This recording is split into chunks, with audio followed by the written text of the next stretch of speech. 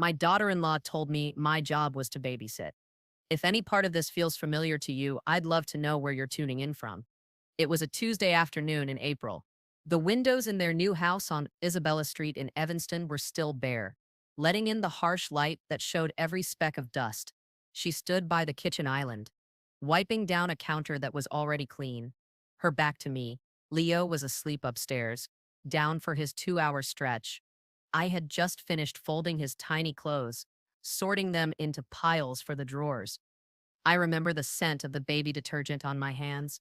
It was a smell that had become the most constant thing in my life over the past year. She spoke without turning around, her voice flat, devoid of warmth or inflection. She was listing off things that needed to be done before her parents arrived for dinner. Pick up the dry cleaning, buy more sparkling water, tidy the playroom again. Then she added, as an afterthought, as if it were the most obvious thing in the world, and please make sure you're available. Your job is to babysit. The words landed like small, cold stones. Not could you watch him, not would you mind staying, but your job. And to babysit. It wasn't just the phrase itself, though. That was dehumanizing enough. It was the tone, the casual finality, the assumption of obligation.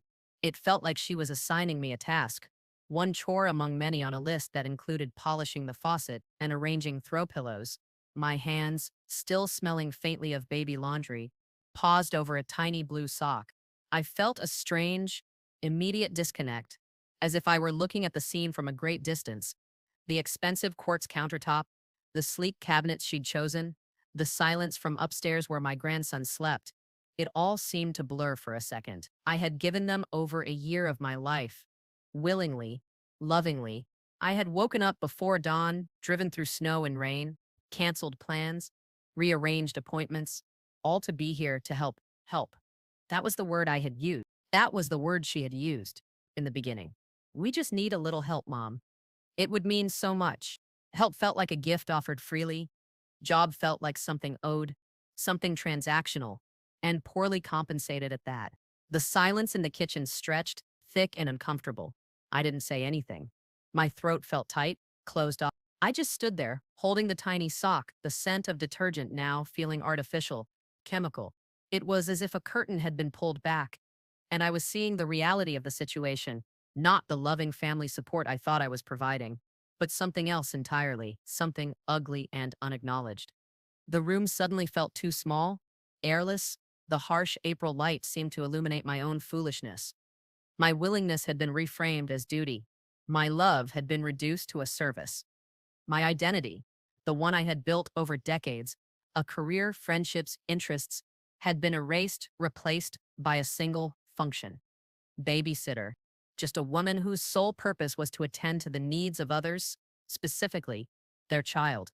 The idea had started innocently enough, or so it seemed at the time. When Leo was born, nearly a year and a half ago now, they were overwhelmed, of course. All new parents are. My son, David, called me from the hospital, his voice thick with exhaustion and wonder. He's here, Mom. He's perfect. I cried on the phone, tears of pure joy. I drove down to Evanston the next day, navigating the familiar streets I hadn't lived on in years. Their small, starter house felt crammed with new baby things, gifts, anxiety. I stayed for a week, sleeping on their sofa bed, helping with feedings, diapers, soothing. It was chaotic, beautiful. When I left, Sarah, my daughter-in-law, hugged me tightly. We couldn't have done it without you, Mom. David echoed it. Thanks, Mom. Seriously. It felt good to be needed, to be useful in this profound new way. They mentioned the high cost of childcare, the difficulty finding a spot in a good daycare. I was recently retired. My job as a research librarian at the university had been demanding, fulfilling in its own way. But I was ready for a change of pace. I had planned to travel, maybe take some classes, volunteer. My days were my own for the first time in 40 years. Then Sarah had mentioned, hesitantly, during a phone call a few weeks later, what if, what if you helped out with Leo? Just a few days a week? It would save us so much. And he'd be with family. It was presented as a question, a tentative suggestion. It quickly morphed into a plan. 3 days a week, they said, just until he was a little older, maybe 18 months, 2 years. That seemed manageable. I still had time for myself, for my plans. I packed a small bag and drove down to Evanston again, this time with a different purpose. Not visiting, but assisting. The lines between visitor and resident, helper and employee, blurred quickly. 3 days became four, four became five, sometimes six. It wasn't explicit, not at first. Sarah would have an unexpected meeting. David a last-minute work trip. Could you just take him today, Mom? It would be a lifesaver. How could I say no? This was my grandchild. This was my son's family. This was love, wasn't it? My apartment, an hour and a half away in the quiet suburb where I'd lived since my divorce, started to feel less and less like home. I kept clothes and toiletries in their guest room. My plants back home were neglected. My friends heard from me less often. My travel brochures remained in a pile on my coffee table, gathered dust. The trips I'd dreamed of, the classes I'd planned to take, they receded into a hazy, undefined future. My life contracted. Their lives expanded. Sarah went back to work full-time, her career accelerating. David took on more responsibility at his firm. They went out sometimes, dinner with friends, a concert. I stayed with Leo. Always. It's so great you're here, Mom. We don't know what we'd do without you. The words were still there, but the feeling behind them had changed. The gratitude felt perfunctory, a phrase said out of habit, not genuine appreciation for the sacrifice. Sacrifice. That was another word I hadn't used until recently, even if only in the quiet space of my own mind. It wasn't help anymore. It was sacrifice. My time, my energy, my postponed dreams, offered up daily on the altar of their convenience. The small guest room became my de facto home. The narrow bed, the unfamiliar sounds of their house at night, the view of their neighbor's fence, this was my world now. I ate meals when they ate, went to bed when they did, woke up when Leo woke up. My own rhythm, the one I had cultivated over 60-odd years, was gone, replaced by the unpredictable demands of a toddler and his busy parents. I was living their life on their terms, filling a need for them. A need that, it was becoming increasingly clear, they viewed as a service I was obligated to provide. The phrase, "your job is to babysit," echoed in my mind that Tuesday afternoon, resonating with months of small slights, casual assumptions, and the slow, steady erosion of my own identity. That evening, her parents came for dinner. The table was set beautifully, candles lit, wine decanted. Sarah had changed into a smart dress. David was wearing a pressed shirt. Leo was adorable in his clean pajamas, brought downstairs for a brief, supervised appearance. Sarah's parents were lovely, asking polite questions about me, my life. Sarah answered for me sometimes. Mom's retired, you know. She loves spending time with Leo. She said it brightly, presenting a picture of contented grandmotherhood. It wasn't a lie, not exactly. I did love Leo. He was the bright spot in my days, his sticky hugs and sudden giggles, the only genuine source of warmth. But loving him didn't mean I loved the life I was living. It didn't mean I was content to be invisible, to be a utility. As Sarah chatted with her mother about her demanding job, her upcoming trip, the challenges of balancing work and family, she glanced at me, smiling. We honestly don't know how we'd manage without Mom's help. There was that word again, help. But this time, hearing it after the afternoon's conversation, it felt like a performance, a carefully constructed facade. Help was the word used for public consumption. Job was the word used in private. They talked about their plans, a weekend getaway, just the two of them. Made possible, Sarah explained to her parents, because I would be there to watch Leo. It was announced casually, as a settled fact. My availability wasn't questioned, wasn't requested. It was presumed. This trip hadn't been mentioned to me before. I hadn't been asked if I was free, if I wanted to. It was just slotted into their schedule. Because my time, my life was secondary. It was theirs to allocate. My stomach tightened. I picked at my food, the taste of the expensive meal lost on me. I looked at Sarah, her animated face, her confident posture. I looked at David, nodding along, oblivious or indifferent to the internal battle raging within me. They were a unit, a team, moving forward in their lives, using me as a stepping stone, a stable base that required no maintenance, no acknowledgement. I was the silent engine keeping their machine running smoothly. After dinner, as Sarah and her mother cleared the plates, Sarah said, "Mom, could you just keep an eye on Leo? We'll be in the living room." Keep an eye on him. My job. I went into the playroom, where Leo was quietly stacking blocks. The silence in the small room felt deafening after the polite chatter of the dining room. I sat on the floor, the bright plastic toys scattered around me.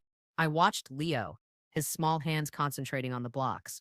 He looked up and smiled at me, a pure, uncomplicated expression of affection. It was a powerful pull that love. It was what kept me here, day after day. But for the first time, the love felt like a chain. I went back to my temporary room early that night. The narrow bed seemed even less inviting than usual. I lay awake in the dark, the casual cruelty of Sarah's words replaying in my mind. Your job is to babysit. It wasn't just about the word job or babysit, it was about the entire dynamic. The way they treated my time, my energy, my very presence, as a gift, as something owed. I thought about my own mother, how she had never been asked to provide full-time childcare for my siblings' children. She had visited, helped out in emergencies, enjoyed her grandchildren, but her life had remained her own. She had volunteered at the library, taken painting classes, traveled with her friends. She had been a grandmother, not a live-in nanny. The contrast was stark, painful. I had willingly walked into this. I had seen the signs, perhaps, but chosen to ignore them, blinded by the desire to be close to my son and his new family, to be useful, to be loved. I had confused being needed with being valued. They needed my labor. They didn't value me, not in the way that mattered. Not my experience, my knowledge, my identity outside of this house.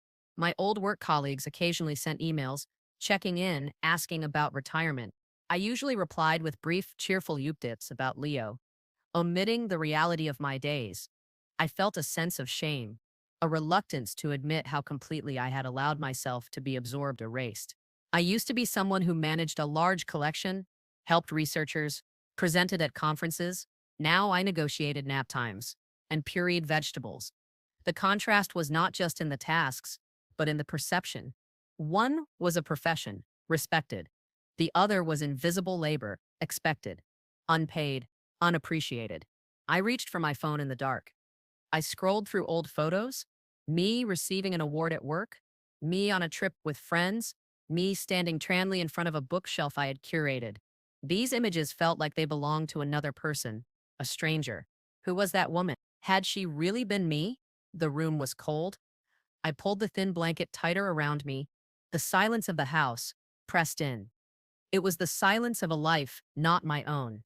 It was the silence of unspoken resentment, building slowly, steadily, in the pit of my stomach. It was the silence of a decision beginning to form, crystallize, a decision that felt terrifying and inevitable at the same time.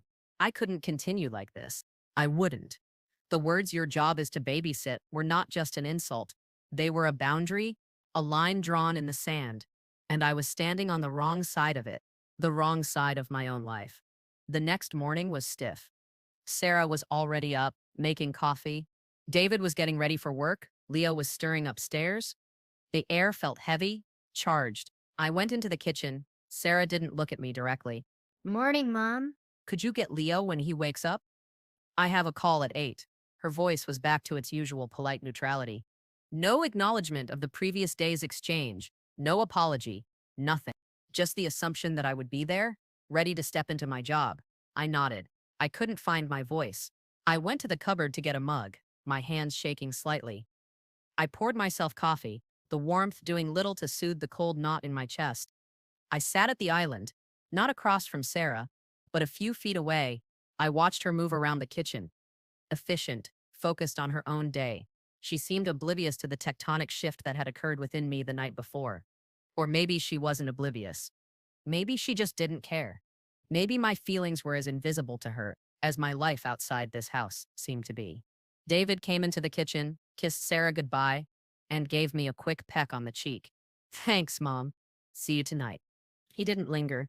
He was already thinking about his day, his work, his responsibilities. I was part of the furniture, part of the background that allowed their busy, important lives to happen. The front door clicked shut. Silence.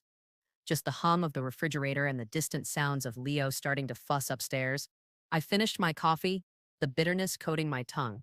I didn't rush to get Leo.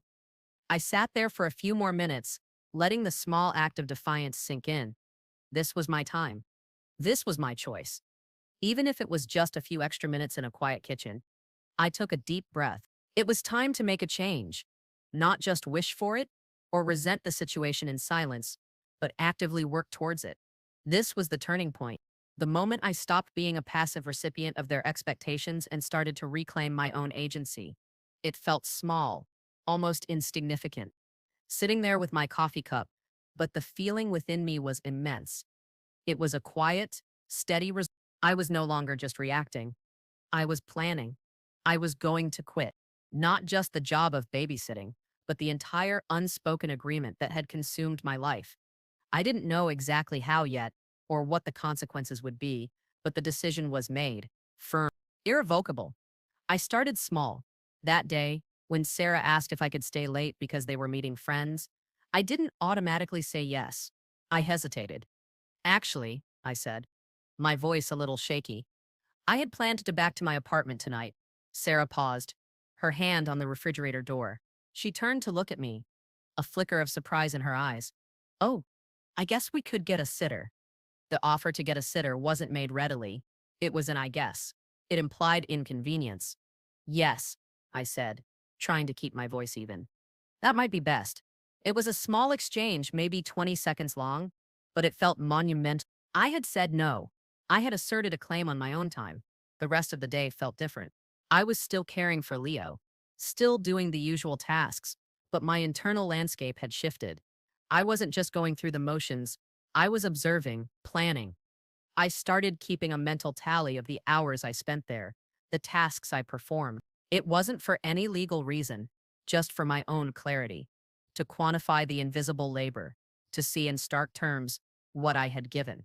I also started thinking about practicalities. Where would I live? My old apartment felt distant, less and less mine. Could I afford something smaller in Evanston, closer to Leo but on my own terms? I pulled out my laptop that night, after Sarah and David had gone to bed, and started looking at apartment listings online. The rents were high, higher than I remembered. It would be tight. I opened a spreadsheet and started plugging in numbers. My pension, Social Security, savings, my expenses, estimated rent, utilities. It was daunting. The financial aspect was a real obstacle, one I hadn't fully considered when I'd envisioned a retirement filled with carefree travel. I had assumed I'd have more disposable income, but that income had been indirectly supporting their lives, allowing them to save, to spend on their new house, their careers, their social life. I felt a fresh wave of resentment. They were building their future, partly on the foundation of my unpaid labor, my sacrificed resources. The spreadsheet highlighted my financial vulnerability. It made the prospect of leaving, of setting up my own independent life again, seem incredibly difficult. It would require significant adjustments, maybe even selling my old apartment to buy something smaller. But seeing the numbers in black and white also solidified my resolve. This wasn't just about emotional validation. It was about practical independence. It was about being able to make my own choices, including where and how I spent my money, my time. This was a necessary step, however hard. I closed the laptop late that night, the glow of the screen still showing the grid of the spreadsheet, a map of the challenge ahead. I also started reconnecting with the outside world. I called my friend Carol, a retired professor I used to have lunch with regularly when I worked at the university. We hadn't talked properly in months. I hesitated before calling, unsure how much to reveal. When she answered, her voice was warm and familiar. We talked about trivial things at first. Then she asked, "So, how's retirement? Lots of travel planned?" The question hung in the air. I took a deep breath. "Actually, Carol," I said, "it's not quite what I expected." I didn't go into full detail on the first call, but I hinted at the reality of my days, the constant demands, the feeling of being overwhelmed. Carol listened patiently. She didn't offer platitudes. She just said, "That sounds not what you signed up for." Her simple acknowledgement meant more than she knew. It was the first time someone outside the situation had validated my feelings. It chipped away at the shame and isolation. We made a plan to meet for coffee the following week. Getting out of the house on Isabella Street for that meeting felt like an escape. I drove my own car, listened to my own music. It was a small taste of freedom. Carol and I sat in a quiet cafe, the kind of place where I used to meet colleagues. I told her more. The long hours, the canceled plans, the "your job is to babysit" comment. I watched her face as I spoke. She was quiet for a moment after I finished. Then she leaned forward. "This isn't healthy, she said gently. "For any of you, but especially for you." She talked about boundaries, about how difficult it is to set them, especially with family. She suggested resources, books, maybe even talking to someone professional. She also offered practical help. "If you need a place to stay while you figure things out, my guest room is always open." Her offer was a lifeline. It wasn't just a place to sleep. It was an acknowledgement of my struggle, a concrete demonstration of support. It showed me I wasn't alone, that there were people who saw me, the real me outside of my role as grandmother caretaker. The conversation with Carol was another key moment. It moved the decision from an internal resolve to an external possibility. It made the idea of leaving feel less like a failure and more like a necessary act of self-preservation. I left the cafe feeling lighter than I had in months, still burdened by the situation, but with a sense of hope, a clear direction. I was going to need support to navigate this, and Carol was the first link in that chain. The tension in the house was palpable. Even if unspoken, Sarah and David sensed the shift in my behavior, the subtle withdrawal. I was less available, less eager to anticipate their needs. I started making plans of my own, small ones at first. A trip to the library, a visit to an art gallery I'd been wanting to see, meeting Carol for coffee again. I didn't ask permission. I announced my plans. "I won't be able to watch Leo on Thursday, Thursday.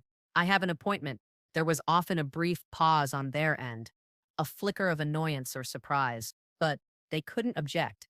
I wasn't refusing to help entirely, just on specific occasions. I was asserting my right to have a life outside their home. These small assertions felt empowering. They chipped away at the feeling of being trapped. I also started documenting things more formally. I created a file on my computer, saving emails and texts. Sarah's casual requests, David's quick confirmations, saved. I paraphrased conversations, noting dates and times. The "your job is to babysit" comment was the first entry. It felt clinical, cold, to reduce these family interactions to bullet points and timestamps. But it was necessary. It was building a record, a factual counterpoint to the emotional narrative they had constructed. It was proof that this wasn't just a grandmother helping out. It was something else, something that had become an expectation, a dependency. The scale of my commitment became clearer as I documented it. The sheer number of hours, the lack of breaks, the absence of compensation. I realized how much I had noticed, how much I had accepted out of love and a desire to be useful. The documentation wasn't about building a legal case. Not really. It was about clarity, about having a factual basis for the feelings of resentment and injustice that had been simmering for so long. It was about validating my own experience, about saying, "This is what happened. These are the facts." It helped me see the situation objectively, stripping away the emotional layers of guilt and obligation that had kept me bound. It solidified my resolve. The clearer the picture became, the more obvious it was that this arrangement was unsustainable and unfair. The conversation about leaving was difficult. I chose a time when Leo was asleep and Sarah and David were both home, before dinner. We were in the living room. I sat on the edge of the sofa. They were in their usual armchairs. The room was tidy, quiet. I started by saying how much I loved Leo, how grateful I was to be a part of his life. I wanted to make it clear this wasn't about him. Then I shifted. I spoke about my retirement, my initial plans, and how the arrangement had evolved. I used neutral language, focusing on the practicalities, the sheer amount of time I was spending there. I mentioned my own needs, my desire to have more structure in my own life, to pursue some of the things I had planned. I didn't use accusatory language. I didn't mention the "your job is to babysit" comment directly, though it was the silent force behind my words. I didn't say they had taken advantage of me. I simply stated that the current arrangement wasn't working for me anymore. I proposed a change. I would no longer be able to provide full-time, scheduled childcare. I could visit regularly, help out in emergencies when I was available, but I needed to reclaim my own time, my own life. I watched their faces as I spoke. Sarah's expression shifted from polite attention to surprise, then something colder. David looked stunned, then frustrated. When I finished, there was a long silence. Sarah spoke first. Her voice was tight. What do you mean you can't? We rely on you. There was no acknowledgement of my feelings, my needs, just the impact on them. We can't afford full-time daycare right now. We factored this in, as if I were a line item in their budget. David added, his voice sharper than I'd ever heard it directed at me. Mom, this is terrible timing. We have so much going on. He didn't ask why, didn't express concern for my well-being, just the inconvenience my decision caused. The lack of empathy was stunning. It confirmed everything I had come to suspect. I wasn't seen as a person with my own life. I was a resource, and that resource was being withdrawn. I remained calm. I understand this is difficult, I said, my voice steady, but I need to do this for myself. I can help you find alternatives, maybe a temporary sitter while you look for something permanent.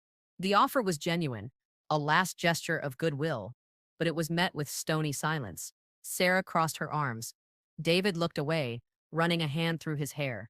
The air was thick with unspoken resentment. They weren't just disappointed. They felt betrayed, as if I were abandoning them. It was a reversal of reality.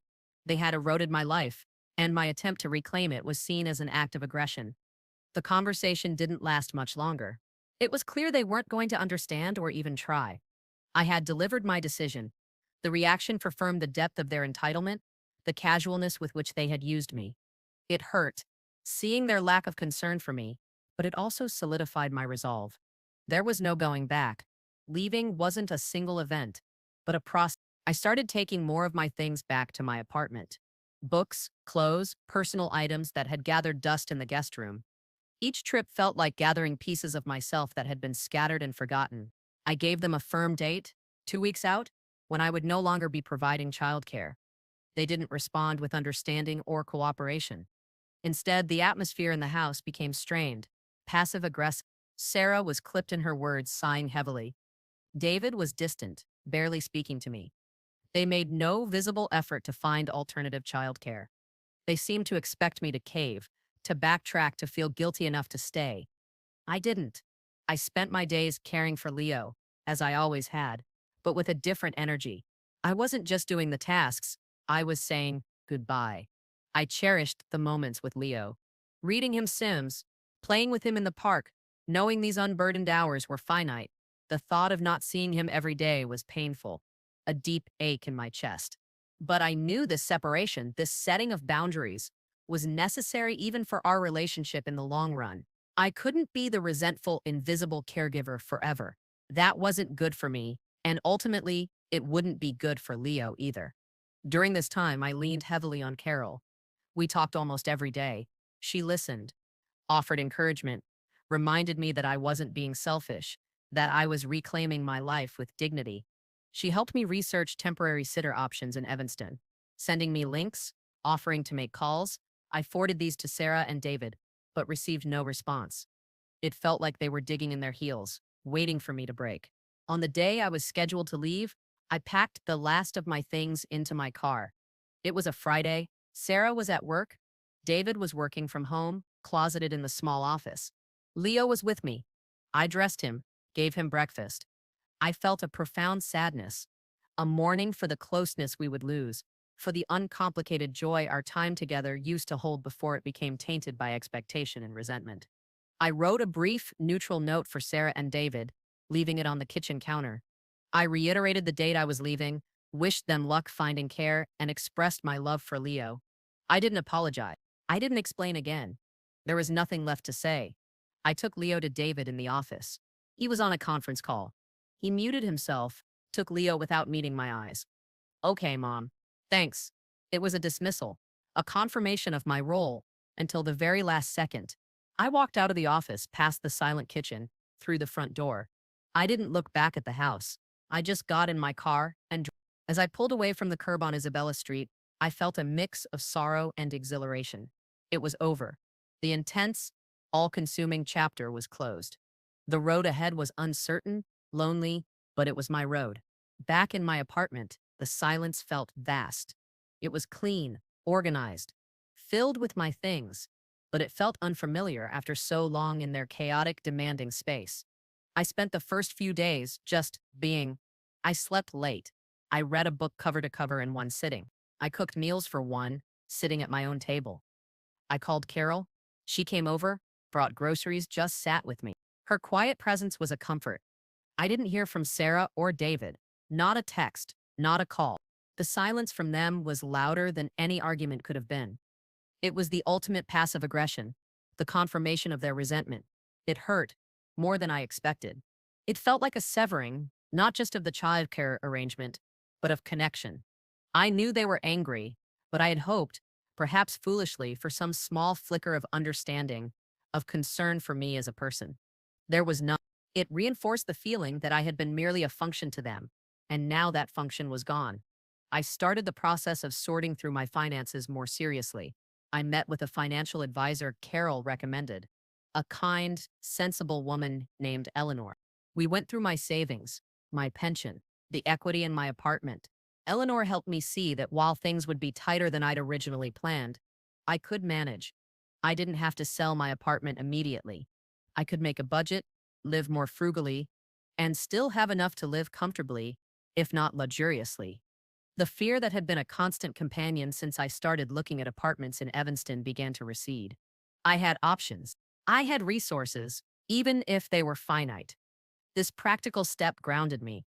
It moved me further away from the emotional chaos of the past year and into a space of practical problem solving. It was empowering. This was my money, my future, and I was taking control of it. The first few weeks were the hardest. The silence from Sarah and David continued. I saw pictures of Leo posted on social media sometimes by David's sister or Sarah's mother, pictures of him in the park at a birthday party, pictures that were a window into a life I was no longer central to. It felt like a deliberate exclusion. The absence of Leo was a physical ache. I missed his smell, his weight in my arms, the way his hand fit in mine. I missed the small rituals we had created together, the quiet mornings before Sarah and David woke up, the way he would bring me his favorite book to read.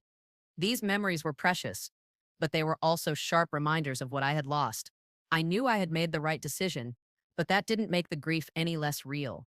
I focused on rebuilding my own life. I joined a book club at the local library. I signed up for a pottery class. I started exercising regularly for the first time in years.